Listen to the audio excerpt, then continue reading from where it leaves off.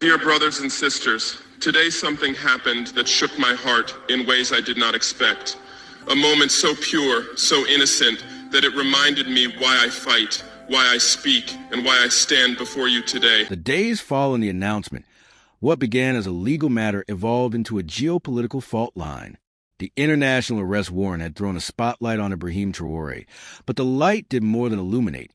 It refracted, splitting the world into fragments of opinion, loyalty, and ambition. Allies became cautious, adversaries emboldened, and neutral observers were forced into reluctant commentary. Every statement issued by a foreign ministry, every line spoken in televised debates, every article penned by an op-ed columnist now fed into the growing storm. Inside Burkina Faso, the air was electric. Cafes in Ouagadougou buzzed with debate from dawn until midnight.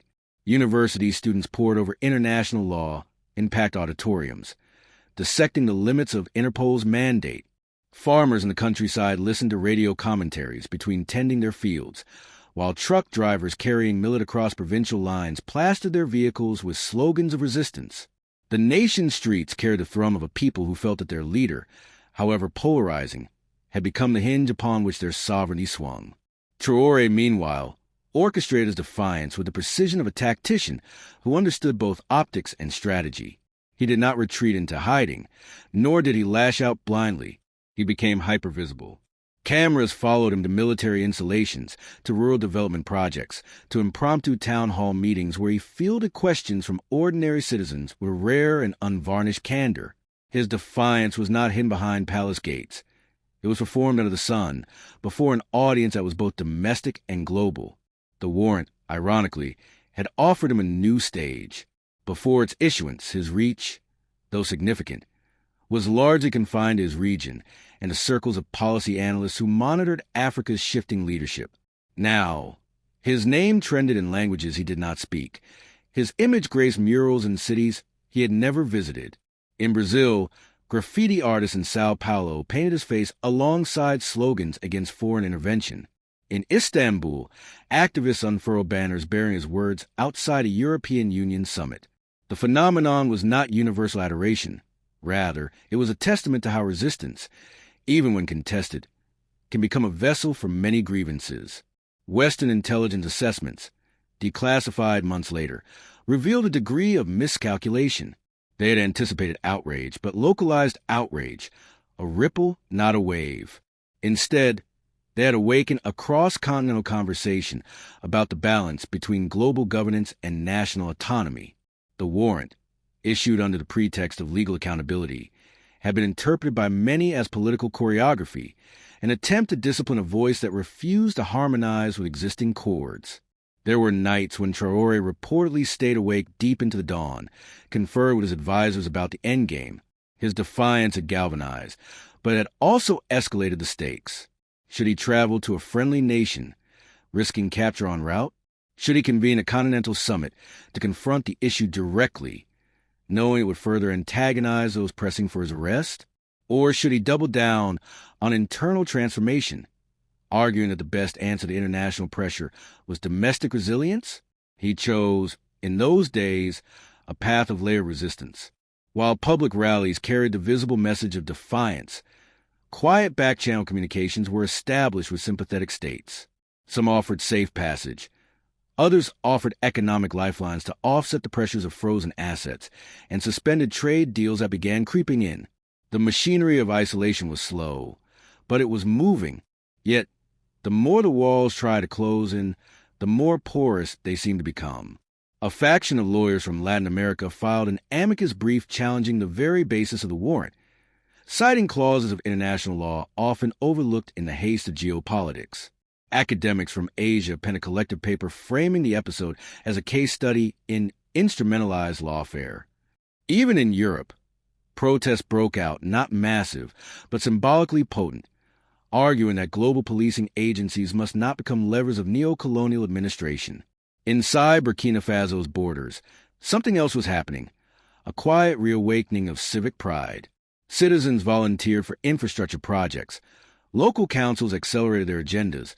Artists composed songs that mixed traditional rhythms with lyrics about defiance and freedom. Whether one loved or loathed Traoré, his situation had shaken the dust off a long-neglected idea that a small nation, if it chose to stand upright, could command the world's attention not through wealth or weapons, but through sheer will. The international media, predictably, oscillated between demonization and lionization. One week he was a renegade destabilizer, the next a folk hero challenging the hypocrisy of larger powers. Editorial lines revealed as much about the publications as about the man himself. In Washington, think tanks convened roundtables on how to neutralize the symbolic contagion of his defiance. In Johannesburg, analysts framed him as the latest in a lineage of leaders refusing to let Africa be spoken for. Months passed, and the warrant's shadow grew longer. It restricted certain flights, redirected trade routes, emboldened clandestine plots. Assassination rumors circulated, then were denied. His speeches became more measured, his circle more guarded. But the central refrain did not change, that sovereignty must not be conditional, that leadership must not be dictated from outside.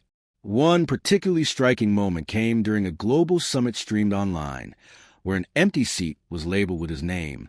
Delegates debated whether he should have been invited, whether his presence would legitimize him or destabilize proceedings. Outside, thousands gathered, some in support, some in protest, but all acknowledging that his absence was as loud as any speech he might have delivered. As the crisis dragged on, fatigue set in for some. Aid organizations warned that sanctions linked to the affair were hampering humanitarian deliveries. Business leaders complained of lost contracts. Even some within his government whispered about compromise. But Traoré, ever the strategist, understood that defiance is a double-edged blade, too soft and it blunts, too hard and it snaps. He began to speak less of confrontation and more of dialogue, yet without conceding the principle that had set this chain of events in motion. His defiance stunned the globe not because it was theatrical, but because it was sustained. It endured past the initial surge of headlines, past the fatigue of diplomats, past the oscillating narratives of media cycles. It revealed something unsettling for the architects of the warrant, that enforcement in the 21st century was not merely a matter of legal documentation, but of narrative control. And in that domain, Traoré was winning. Eventually, cracks began to show in the edifice of the warrant itself. Leaks exposed inconsistencies in the charges. A whistleblower within one European office revealed that certain evidence had been expedited without due process. Legal scholars published papers arguing that the warrant violated the very constitution of Interpol, which is meant to avoid political entanglements. The calls for its review, once whispers, became demands. The final act is still unfolding. Perhaps, in some, the world held its breath when the news broke. Interpol had issued an arrest notice for Captain Ibrahim Traoré, the fiercely independent leader of Burkina Faso. The announcement crackled through international news networks, echoing from one capital to the next, as incredulous journalists wrestled with the magnitude of the moment. Here was a man who had risen from the ranks to embody the spirit of insurgent authority, and now he was branded a fugitive in the eyes of law enforcement agencies across the globe. The weight of that title carried more than legal consequence. It was a weapon aimed at legitimacy, a blow to perception, and a signal flash across the world stage. It was difficult to overstate how unexpected the development felt. Traoré, celebrated by many for his bold domestic reforms and anti-corruption crusade, had become a symbol of defiance against both internal stagnation and external meddling. His approach was anything but conventional. He spoke of autonomy, of sovereignty, and of an Africa rising through its own resolve. The arrest warrant, deployed under the banner of Interpol, felt like a thunderclap in the sky he had long illuminated with his steadfast refusal to blink in the face of international pressure. Diplomatic cables leaked and hushed whispers hinted at what might have triggered the order. Perhaps it was his relentless opposition to certain foreign aid programs, or his decision to uproot entrenched agreements deemed inequitable. Perhaps it was a conversation overheard in the corridors of international finance or intelligence, pointing to a reckoning that global powers had decided to press. The warrant read like a formal denial of his right to dissent. It transformed him overnight from national leader to persona non grata before the law. But if the intention had been to isolate him, the response was swift and seismic. Emboldened by the world's gaze, Traoré reacted not with fear, but with fiery satire and sharp rhetoric. In a nationally broadcast address, he launched into a blistering oratory. They summon me across borders to cap my voice, but they misunderstand the roar they have awoken. He invoked ancestral warriors of African resistance and invoked images of freedom flown high above rigid sovereignty. The world watched, some stunned, others enthralled, as he debuted defiance dressed in words that became slogans. Immediately, a chorus of solidarity rose. Citizen groups, activists, and Pan-African intellectuals called the warrant a farce, a colonial-era gambit in modern drapery. Social media became molten with discourse. Hashtags like hashtag defiance over diplomacy and hashtag Traoré bloomed with graphics and quotes. In cities from Dakar to Accra, impassioned demonstrations burst forth. In Paris, immigrant communities gathered outside embassies, while Nigerian commentators questioned what sovereignty meant in the face of international policing. From a geopolitical vantage, governments wavered. Some African Union officials moved cautiously, concerned that supporting Traoré might bring sanctions, or worse, onto their own states. European capitals issued dry, legalistic statements that Interpol was independent, that the warrant was procedural. Yet beneath those words, the tremor of unease was evident. It wasn't every day world officials found themselves caught between a global policing mechanism and a charismatic leader who had rewritten what resistance could look like. Analysts weighed in. Was this a turning point in the relationship between global institutions and sovereign defiance? Was Traoré a relic, or a new kind of public figure, one whose valor lay not in capitulation, but in courageously charting his own course?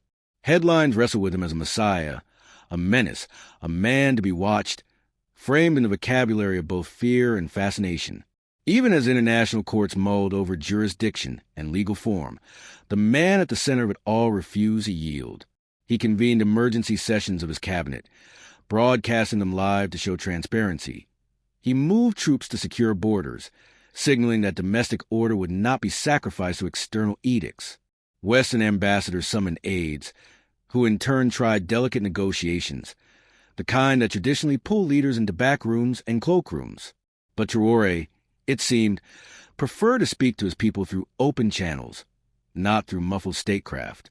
In the halls of African diplomacy, debates flared. Heads of state murmured that perhaps this was a moment for a new doctrine of solidarity, one that repudiated policing by proxy. Elsewhere, foreign ministers clashed over legal precedent. Could Interpol, a body founded on cooperation, be used politically to destabilize a sitting head of state? The quandary itself felt like the opening act to a theater of evolving global ethics. International human rights organizations watched closely, tore between concerns over the rule of law and respect for sovereignty. Reports began circulating, evaluating whether the warrant was based on credible charges or if it reflected political pressure. Their findings would matter. They could make or break the legitimacy of the entire affair. Meanwhile, Traoré's domestic standing surged. To the rural farmer in Ouagadougou, he was a hero refusing to bow. To the urban youth, he was a symbol, part warlord, part philosopher, part everyman at war with the system. The warrant turned him into more than a leader. He became an avatar. He was, in some narratives, Atlas himself, shouldering not the world but the weight of autonomy for many who felt crushed by global structures. All the maneuvering, all the speeches, all the murmurs and headlines, they meant little to him unless they served that broader purpose.